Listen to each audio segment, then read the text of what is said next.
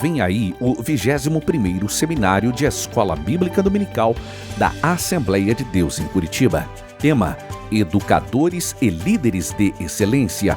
Transmissão ao vivo pelas redes sociais da Assembleia de Deus em Curitiba. Dia 8 de agosto, às 2 da tarde. Palestrantes: Pastor Marcos Tedesco, de Joinville, Santa Catarina, Pastor Sandro Pereira e Pastor Eliel Gabi, de Curitiba, Paraná. Inscrições gratuitas no blog da Escola Dominical, ebdadcuritiba.blogspot.com. Escola Bíblica Dominical, transformando vidas através do ensino.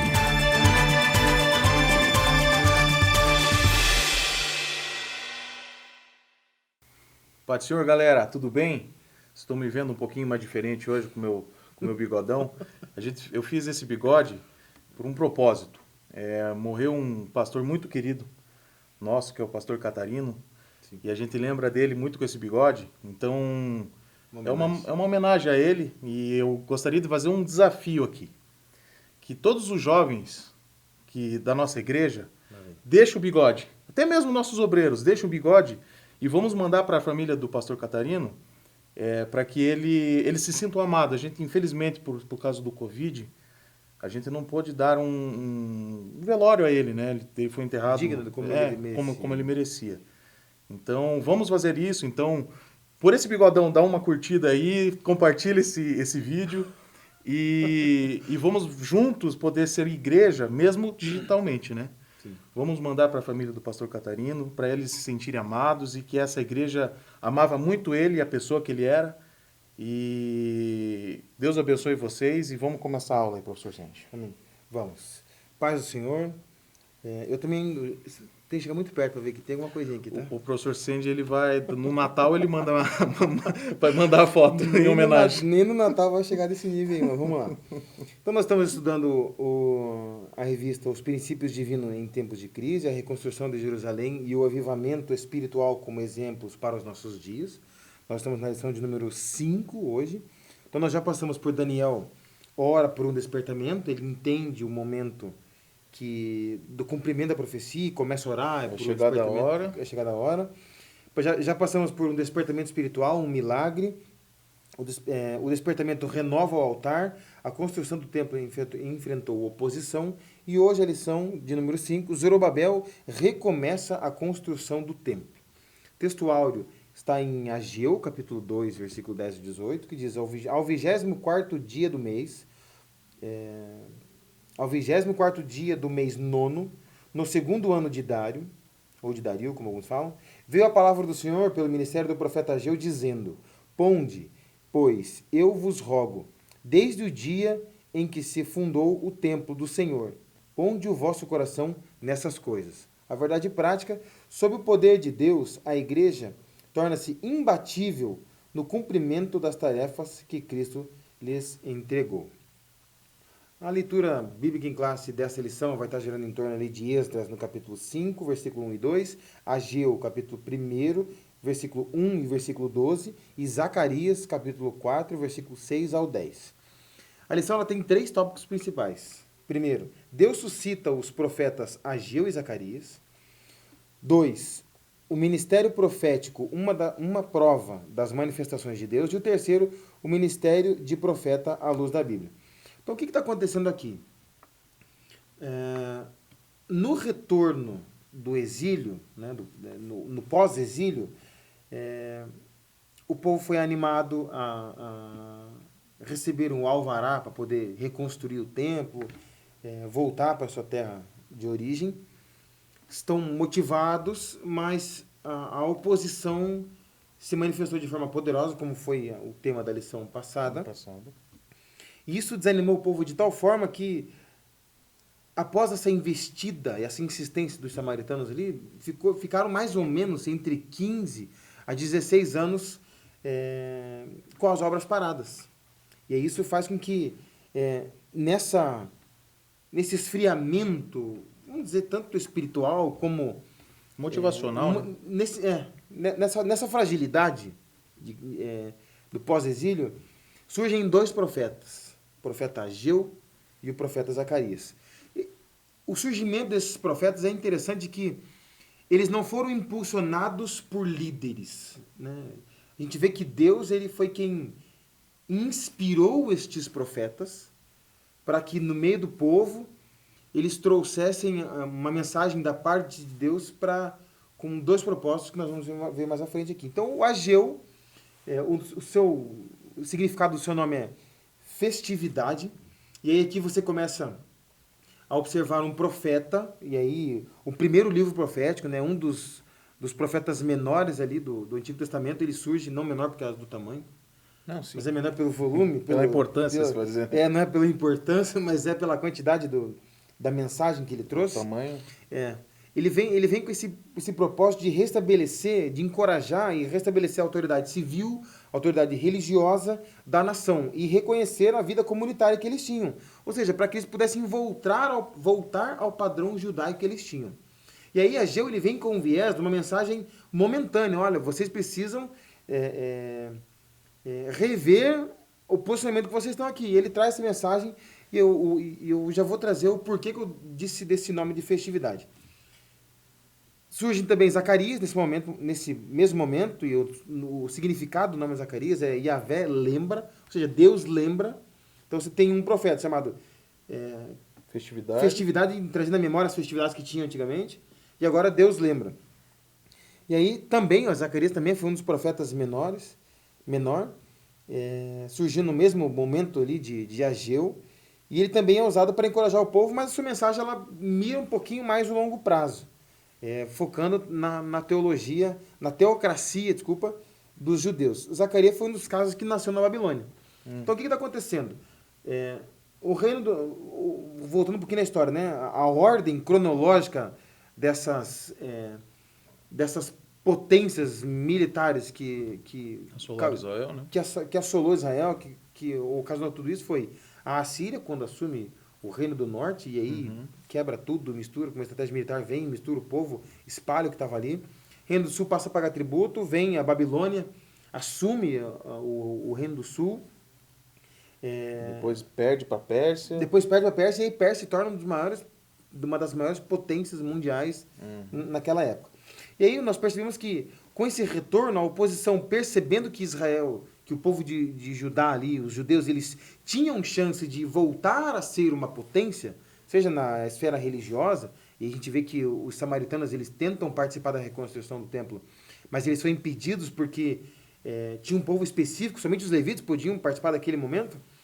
Eles são contra essa manifestação dos samaritanos, e os samaritanos vão para cima deles. Em Êxodo capítulo 4, no versículo 5 ao 12, você vê várias investidas por muitos anos ali. Eles conseguiram fazer com que o sol ficasse parado. Só que daí chega um momento em que Deus age. E ali ele levanta esses dois profetas. Um profeta, se a gente for pegar pela tradução do nome, um profeta que vem resgatar a felicidade, e o outro profeta para mostrar que Deus lembra deles. Né? Surgem esses dois profetas nesse momento. E aí começa a surgir esses profetas para poder falar com quem? Para falar com alguém, nada mais, nada menos que um descendente de Davi, que aparece ali nesse momento. Tornou-se governador, a gente está falando de quem? De Zorobabel. Tornou-se governador da província da Pérsia, chamada Judá, em torno de 522 a 486 a.C. Foi o neto do penúltimo rei de Judá, Joaquim. Então, Zorobabel, ele, como um líder político, e já agora sem forças para lutar, desanimado, porque politicamente ele também tinha sido derrotado pelos seus inimigos. Surgem, então, esses profetas para trazer essa mensagem de encorajamento. Ali, Zacarias, capítulo 4, versículo 6, quando ele disse: não por força e nem por violência, mas pelo meu espírito, diz o Senhor dos Exércitos. É interessante você notar, Sandy, que quando eu fui ler essa passagem de Zacarias, eu li o próximo versículo, que é o versículo 7. Ele fala assim, ó: nada será obstáculo para Zorobabel, nem mesmo uma grande montanha diante dele se tornará uma planície. E quando Zorobabel colocar no lugar a última pedra do templo, o povo gritará: é pela graça, é pela graça. E sabe o que é interessante? Eu preguei no culto jovem falando justamente sobre a graça de Deus, que é uma graça capacitadora. E a gente vê esse povo desanimado. e até mesmo com dificuldades financeiras ou talvez esse desânimo de querer fazer o templo. Meu Deus, é um baita de um templo. É difícil, nós humanamente a gente não consegue. Então aqui ainda eu vejo um paralelo com relação a isso, né? Que Deus usa-nos para que as montanhas virem planícies, né? E interessante que, veja que eles estão agradecendo a Deus, a glória é de Deus. Então eles construíram um templo, mas quem brilhou foi Deus. E nós, ou no caso os israelitas, os judeus, foram apenas um instrumento na mão de Deus. Nós percebemos que essa manifestação de Deus, esse encorajamento, ele vem como uma consequência de uma falha, na verdade, do povo quando eles retornam para ajudar ali. Eles veem a primeira dificuldade, que foi ali a oposição daqueles povos que estavam ali, e eles realmente parece que desistem, né? Ficam 15 anos naquela mesmice e falam, não, realmente tem uma oposição, por causa dessa oposição eu vou parar. Mas Deus vem aqui e fala assim, ó, eu faço a montanha virar planície. Eu vou usar vocês, então façam, vai dar certo, vai. Eles tinham uma experiência, na verdade, em Esdras 3:3, está dizendo que eles ficaram com... já fazia mais ou menos 50... Nós comentamos isso na lição antepassada, que eles ficaram mais ou menos 50 anos sem oferecer um culto. Uhum. E aí, quando eles vão oferecer o culto, eles se deparam com uma cena um pouco fora da normalidade para aqueles que nasceram lá na Babilônia, mas convencional para aqueles que eram de Jerusalém. Então, eles começam a resgatar esse culto agora, essa importância a Deus, mas pela pressão dos inimigos ali, o que eles fizeram? Eles foram desanimando, e aí não só desanimando na reconstrução, porque politicamente eles foram derrotados, e aí ficaram com medo de avançar, porque senão eles temiam uma retaliação do rei, e aí todo o recurso que eles destinavam para a construção do templo, para a casa do Senhor, eles voltaram para eles mesmos. Sim. E isso fez com que eles fragilizassem. Então, ao longo dos anos ali, passado 15, acredito que foi entre 15 e 16 anos, eles perdem o foco total da reconstrução, e aí agora surgem os profetas para Deus trazer a memória deles. Não chacoalhada nele. Precisa voltar. E aí Zacarias 4:9 diz assim, ó, Deus dá a garantia a Zorobabel que as mãos deles acabariam a construção do templo, com base em Zacarias 4:9. Então Deus dá essa garantia. E ali Deus está falando com Zorobabel. Agora vem Josué, um sumo sacerdote que também estava desanimado. Ou seja, não só politicamente e economicamente, eles estavam com falta de referência, vamos chamar assim, na liderança, mas espiritualmente, o líder espiritual também, eles estavam desanimados. E aí eu vejo que Josué ele pode ficar um pouco desanimado justamente por isso, pela falta de incentivo nas contribuições para fazer com que a obra de Deus continuasse, né? E aí eles destinam os recursos para suas próprias residências, construindo casas luxuosas, que era o que dizia o texto. Mas Josué também recebe uma mensagem pessoal de Deus, que vai lhe trazer uma mensagem de perdão, de restauração. Não, e é interessante que Deus, veja, Deus dá duas palavras. Ele vai no líder político e econômico, porque é importante aquela nação ter uma liderança política e econômica, e ele vai no líder espiritual. E eu estava lendo Zacarias 3:4, ele fala, uma frase me saltou, ele fala assim, ó, tirem as roupas imundas dele. Então está falando o que para Josué? Olha, tudo quanto é coisa que veio lá da Babilônia ou da Pérsia, que pode estar causando influência sobre o templo ou sobre o judaísmo aqui, nós vamos te dar roupas novas. Então, eu quero dizer o seguinte, eu perdoo os teus pecados. Eu vou te limpar primeiro, para que, a partir de você, algo novo aconteça aqui. Esse despertamento espiritual venha de você e espalhe para as outras pessoas. Então, é como se ele limpasse, causasse esse perdão. E quando a gente busca mais de Deus, mais Deus se aproxima de nós. Então, existe essa necessidade do homem buscar a Deus. Então, é isso que ele está fazendo aqui. Ele está dando motivação ao líder político e motivação ao líder espiritual. Eu estou perdoando teus pecados. Vai, com vestes novas, motiva esse povo, prega minha palavra e a construção do templo vai dar certo. Eu diria que não só essa motivação, mas também inspiração e garantia da parte de Deus. Exatamente. Que é o que Zacarias, conforme mencionado, ele tá vindo com essa mensagem para Zorobabel. Então os profetas são utilizados para falar com Zorobabel, com Josué, mas também com o povo. Quando vem com o povo, essa mensagem profética, ela vem, Ageu, ele fala que o homem, quando ele se preocupa em buscar somente os bens materiais, ele acaba tendo prejuízo, né? E aí, que é o que ele está tentando citar o exemplo ali em Ageu, capítulo 1, versículo 8. Subi o monte, trazei a madeira, edificai a casa, e dela me agradarei, e eu serei glorificado. Então a gente tem essa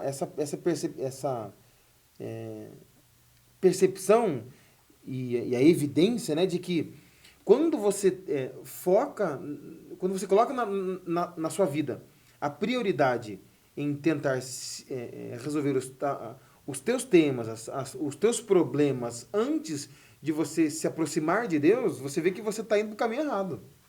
Você começa, é como se estivesse andando numa esteira. Exatamente. Você vai andar e não vai sair do lugar. E uma coisa que eu queria fazer, até uma pergunta, já que é bem um comentário próximo aqui que a gente vai fazer. Deus estava interessado na construção do templo ou no relacionamento dele com o povo? Muita gente fica pensando que Deus um Deus que está querendo atenção, né? Ele quer que construa um templo para ele. Mas veja que interessante uma coisa que a gente estava estudando.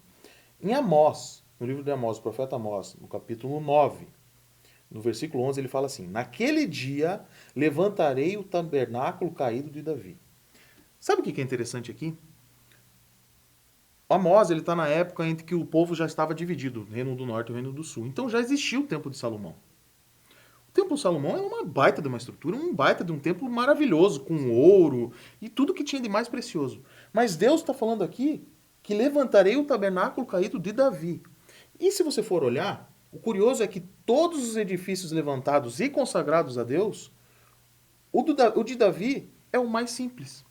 Porque, veja, de Moisés tinha aquele tabernáculo que Deus dá a ele, aquelas imagens, dá os vasos, então. E o de Davi, quando ele recupera a arca, ele faz uma tenda. Ele faz uma tenda e coloca a arca lá. Por que Deus se recorda com carinho desse tabernáculo e não do templo de Salomão, por um acaso? Deus não está preocupado com a estrutura. Ele está preocupado com o interior das pessoas e com a comunhão entre eles. Então é o seguinte, Deus está querendo se comunicar com o povo. Ele quer, e é o que ele fala aqui. Se Davi foi o homem segundo o coração de Deus, olha o que diz o Salmo 27, que foi da autoria de Davi. É bem no finalzinho dele, diz assim, para contemplar a beleza do Senhor e meditar no seu templo. Então o que eu estou querendo dizer é o seguinte, primeiro ele contempla a beleza, para depois ele meditar no templo. Então, qual é o nosso sentido hoje? Vamos trazer para os dias de hoje. A gente está indo em templos lindos, maravilhosos, com ar-condicionado e com tudo, mas a gente está contemplando a beleza de Deus primeiro, para depois meditar no templo? Deus se lembra com carinho desse tabernáculo de Davi. A prova de tudo isso é agora. Exatamente. Cadê o templo? É isso que Deus está querendo mostrar ao povo. Ele usa a construção do templo para que ele possa dar um motivo para aquele povo lembrar de Deus. E que eles possam, através do sacerdote Josué, voltar a essa comunhão. Voltar e lembrar com carinho da época de Davi, que o homem segundo o coração de Deus, que tinha aquilo saltando. Veja, né? Davi teve problema com uma mulher que não era do casamento dele, adultério, matou, foi um assassino. E mesmo assim, ele foi atrás desse problema, né? Ele foi atrás. E mesmo assim, ele ainda é um homem segundo o coração de Deus. Por quê? Porque o desejo dele de adorar a Deus era maior do que qualquer outra circunstância. E ele se arrepende de todo o coração, né? Salmo 51, você vê, renova em mim. Sim, Enfim, voltando para cá. Manda bala. Então, você vê que Zacarias e Ageu, esses profetas, eles surgem para animar o líder político, surge para animar o sacerdote, surge para animar o povo. E qual foi o resultado de tudo isso? Zorobabel fica motivadaço, fica inspirado ali, corajoso, e ele dar uma ordem para que todo mundo voltasse à reconstrução. E aí o povo ficou animado. E não só o povo ficou animado, como eles só pararam a reconstrução com a obra concluída. Eles só finalizaram, apesar de ter surgido outras investidas, eles só pararam com a conclusão da obra. E aí eu faço uma pergunta. Você já foi advertido por Deus para não desanimar? Eu tenho um caso que aconteceu comigo, e talvez você aí em casa, onde quer que você talvez esteja lembrando agora, talvez de um assunto semelhante. Teve uma vez que eu estava na escola dominical e eu era solteiro ainda muitos e muitos anos atrás. Eu não poderia dizer que, sei lá, uns 20 anos atrás. Poderia dizer que eu não estava com a certeza da salvação, sabe, Paulinho? Uhum. Eu estava muito instável na fé. Apesar de estar indo na igreja direto, apesar de estar tocando na orquestra, que eu tocava trompete na época. Eu me lembro que numa escola dominical, a professora da EBD, ela estava dando a aula, de repente ela... Até não lembro se era tema da lição, mas ela começou a chorar, ela falou assim, olha, tem alguém aqui que não está com a certeza da salvação. Ela falou assim, Deus manda dizer que é para você... Ela nem falou Deus manda dizer. Ela falou assim, olha, não, eu estou sentindo da parte de Deus isso. Não fique com essa dúvida. O Senhor está com você, sabe, me animando, me exortando ali a não cair nessa cilada do inimigo. Fragilizar, né? Exatamente. E aquilo, e eu fiquei quietinho, né? Logicamente eu não falei o que era aí. Não, mas... Eu fiquei quieto, mas foi tão sobrenatural aquele momento numa escola dominical. Foi tão sobrenatural aquele momento que eu senti esse cuidado. Mas ao mesmo tempo que eu senti a exortação da parte de Deus para eu não desanimar... Sentiu o amor também. Sentiu o cuidado. Então, e é interessante o seguinte... O comentarista da revista, o Eurico Bergson, ele entra numa parte da lição falando do ministério profético, que é um pouco o que você acabou de comentar aqui. Veja que interessante, o tópico 2 é o ministério profético, uma prova da manifestação de Deus. O maior privilégio e desejo mais profundo de nós é falar com Deus, não é? Sim. E isso era nos patriarcas do Antigo Testamento e inclusive no Novo Testamento. A maneira como Deus fala com seus filhos são muitas e das mais variadas. Você vai pegar de várias maneiras Deus se comunicando com seus filhos, né, através da Bíblia. Creio que hoje o que ele prefere é a nossa oração, nossa face a face com Deus. Esse é o que ele mais adora se comunicar. Ele usa profetas, ele usa a palavra de Deus, mas aquele momento só você e ele é o que ele mais gosta de conversar conosco. Intimidade. Através da palavra de Deus, Deus revela e utiliza aquilo como uma profecia no seu coração. Esse é o verdadeiro motivo porque ele enviou o seu filho. Então veja, ele envia Jesus para quebrar essa barreira que tinha de comunicação com o homem. Então como que acontecia? No Antigo Testamento, Deus falava através dos profetas com o seu povo. E a primeira aparição da palavra profeta na Bíblia está em Gênesis 27. Dá um pause e leia. Você vai ver que ele está falando de Abraão. Nunca ninguém pensa Abraão como um profeta. Mas a primeira vez que a Bíblia fala de profeta, ela menciona Abraão. A segunda ocorrência que fala a palavra profeta em Êxodo, quando ele fala assim, Êxodo 7:1. Então o Senhor disse a Moisés, preste atenção ao que eu vou dizer. Eu farei parecer Deus para o faraó, e Arão, seu irmão, será o seu profeta. Então ele está falando o seguinte, Arão falará, isso em Êxodo 4:16, Arão falará por você diante do povo, e ele será o seu porta-voz, e você será como Deus para ele. Então a gente vê aqui, o que é o profeta? O que é o profeta? É alguém que traz a mensagem de alguém. Profeta para nós, trazendo a palavra de Deus para nós. É mais ou menos nessa... Já que a gente leu esses dois versículos, vamos dizer assim, uma versão global, a gente podia falar assim, um profeta é aquele que fala por outra pessoa ou alguém que empresta sua voz a outra pessoa. Aqui, no caso, Arão era o profeta de Moisés. Moisés recebia as instruções de Deus, passava para Arão e Arão passava para o povo. Em decorrência do pecado no Antigo Testamento, Deus se comunicava através dos profetas. Então, por muito tempo, ele se comunicou através dos profetas. E como agora o Sandy vai falar, um exemplo maior disso é Moisés. O autor ele traz esse destaque para esse ministério profético. Ele tinha uma prova da manifestação de Deus. E aí você tem, o autor ele traz aqui o destaque para dois grandes profetas, Moisés e Elias. Tem o texto de Deuteronômio capítulo 34, versículo 10, onde diz assim, ó, mas nunca mais se levantou em Israel profeta algum como Moisés. O que Moisés tinha de diferente dos demais profetas, né? Como você mesmo já mencionou, em Êxodo, entre o capítulo 32 ao capítulo 34, você vai ver um nível de intimidade que Deus tinha com Moisés, ou melhor, que Moisés tinha com Deus, impressionante. A Bíblia fala que Moisés falava com Deus face a face, como se falava com um amigo qualquer. Com muitos profetas, Deus falava por sonhos, Deus falava por visões, e das mais diversas formas. A diferença é que Moisés falava face a face. Tem um texto que diz boca a boca, né?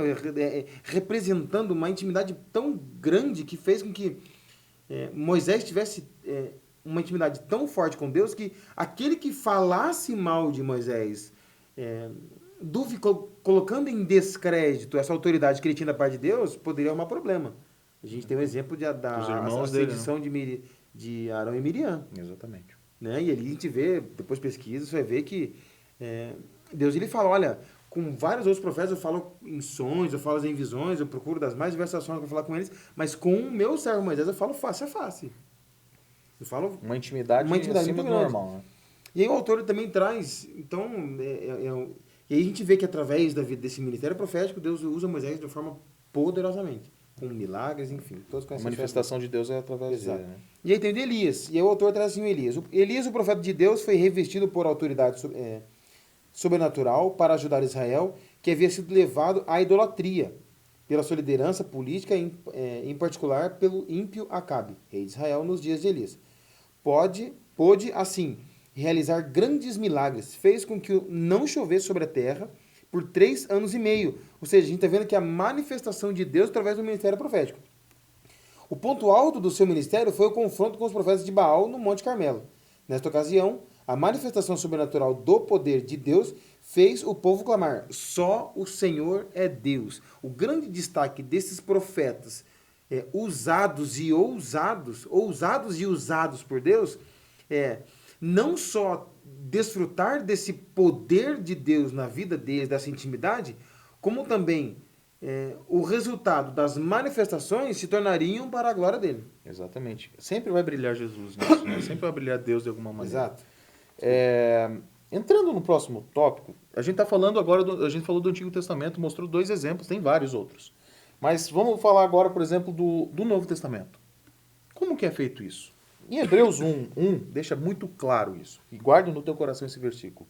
Por muito tempo Deus falou várias vezes e de diversas maneiras a nossos antepassados por meio dos profetas. E agora, nesses últimos dias, Ele nos falou por meio do Filho. É Jesus. Jesus é o nosso maior profeta. E ele confirma isso em João 12:49. O próprio Jesus fala, pois não falei por mim mesmo, mas o Pai, Deus Pai, que me enviou, me ordenou o que dizer e o que falar. O próprio Jesus aqui na terra foi um profeta de Deus. As Escrituras registram que quando Jesus ressuscitou, ele distribuiu dons. Existe ainda profecia no Novo Testamento? Sim, existe. Jesus, lá através, inspira Paulo a escrever a igreja de Corinto, falando que Jesus distribuiu os dons às igrejas, mas veja que para fortalecer a sua igreja. Então, existe o dom da profecia? Sim. Se você quiser olhar lá em Efésios 4:11, você também vai ter um pouco dessa noção. Eu vou andar um pouquinho mais rápido para a gente conseguir acabar a aula a tempo. Observe que Jesus é quem designa esse ofício. É ele que dá o ofício. Então, muita gente, já vi muitas pessoas falando, não, eu sou profeta de Deus. Não, peraí. Jesus que dá esse dom. Então você não tem, você pode buscar esse dom. Você tem essa capacidade de orar e pedir a Deus esse dom. Porque Paulo nos ensina isso. A pessoa confunde manifestação profética. Exatamente. Então, e o que acontece? Podemos buscar o dom da profecia, mas quem dá conforme ele quer é Jesus. Não tem outra saída, gente. Agora, eu vou fazer uma pergunta para você. Toda mensagem proferida por esses profetas que eu estou falando que existe no Novo Testamento são a palavra de Deus? 100% da palavra de Deus? Muita gente acredita que é, mas não é. Pergunta de novo, olhando com esse bigode. Não, vai pra lá. Vai pra lá. Ele me olha do jeito que eu não consigo me concentrar. Você olha só pro bigode? Tá, bora, volta aqui. Tem uma coisa importante para falar. Se toda a palavra proferida pelos profetas fosse a palavra de Deus, Paulo não dava essa autonomia a nós para a gente poder julgar a profecia. Então quer dizer que o quê? A profecia saindo da boca do profeta pode vir coisas que não são de Deus. E a gente começa a ver, então, esse ministério de profeta à luz da Bíblia. Então, nós percebemos que no Antigo Testamento, e a gente já está partindo para o encerramento, nós vemos que o profeta ele tinha uma função de ser um intermediário, né? Um representante Porta-voz. Um porta-voz do povo para Deus e da mesma forma de Deus para o povo. Então, todas as vezes que Deus iria se manifestar, ele se manifestava através do profeta. Certo. Falava e ele, o povo eles agiam dessa forma.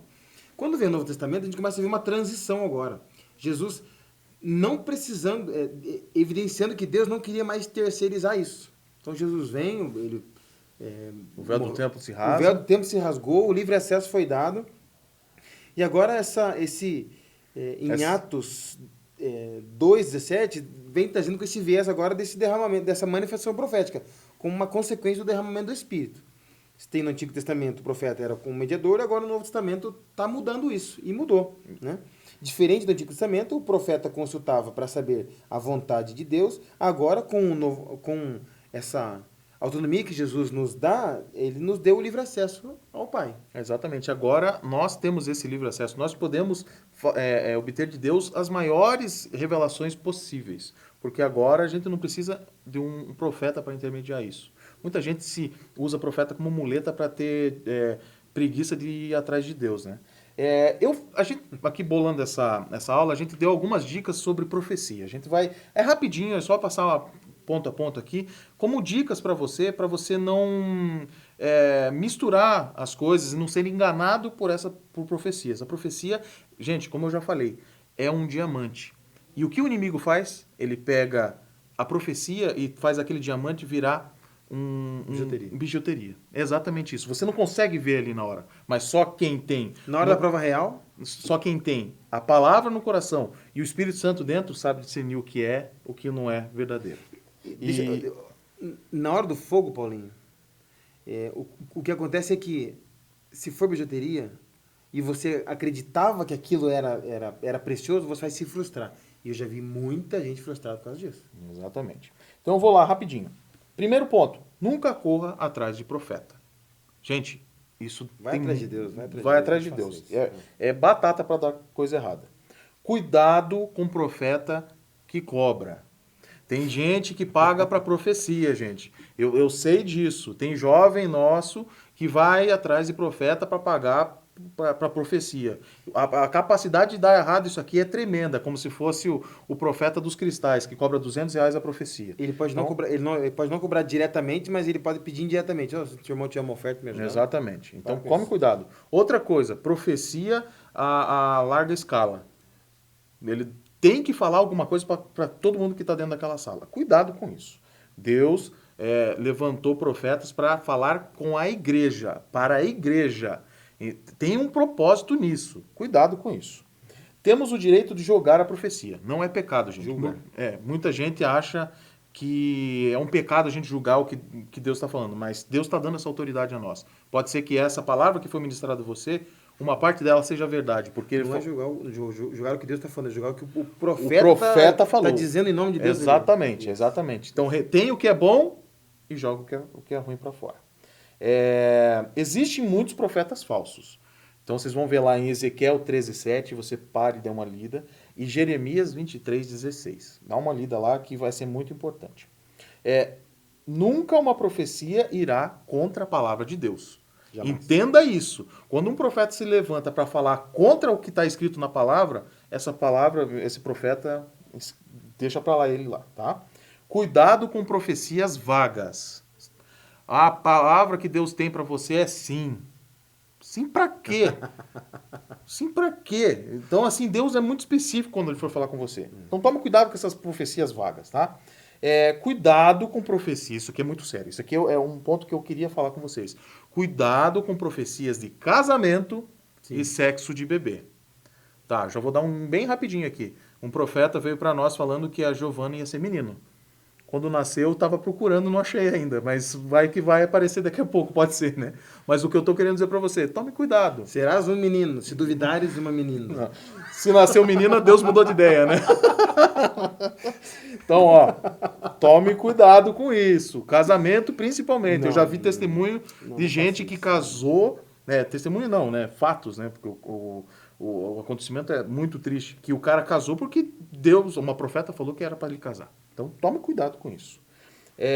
Como eu falei, a profecia é um tesouro e o inimigo tenta fazer ele bijuteria.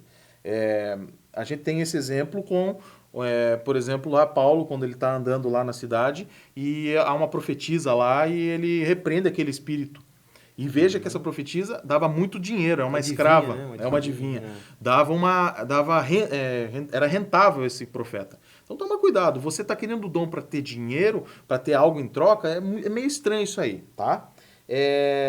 Uma coisa, a gente reconhece o profeta pelos seus frutos. Então, para você saber se um profeta é de Deus ou não, você pode julgar, mas você sabe pelos frutos dele, tá? Por tudo que ele faz dentro da tua igreja. E a última coisa que eu quero falar aqui, que eu acho muito interessante. Anote toda a profecia que foi proferida a você. Sabe o que você faz com essa profecia? Anote ela. Para você saber se é verdade, tem muitas coisas que foram faladas para mim, Vicente, que ainda não aconteceram. Tá lá. Segue a vida. Segue a vida. Estou seguindo a minha vida. Mas muitas das coisas já aconteceram. Então eu vou lá, faço um checklistinho e vou marcando que Deus falou comigo e realmente aconteceu. Tem coisas que talvez que estejam na minha lista que nunca vão acontecer. Porque não foi de Deus. A mensagem profética ela jamais vai entrar em conflito com a palavra e ela tem o seu propósito: exortar, consolar e edificar. É isso aí. Gente, eu acho que é isso que nós temos para falar agora. Claro que tem muito mais coisas nesse assunto, que é muito amplo, mas nós queremos agradecer a atenção de vocês. Mais uma vez, obrigado por a gente estar dentro da casa de vocês e poder trazer a palavra de Deus a vocês. Lembrem do desafio do bigode, tá? Vai lá, posta na tua rede social, mande nos grupos da igreja lá, #Pastor Catarino. E que a família do Pastor Catarino se sinta muito amada por nós. Ele é um pastor que tinha influência no nosso meio, deixou um legado, e a gente tinha muito respeito, por mais que a gente fosse mais jovem, mas eu já vi ele resolver cada pepino que estava ali na igreja, que eu acho que ninguém teria sabedoria para isso. Ele que me apresentou na igreja. Tá vendo? É isso. Deus abençoe, muito obrigado e até a próxima aula. Um abraço, tchau, tchau.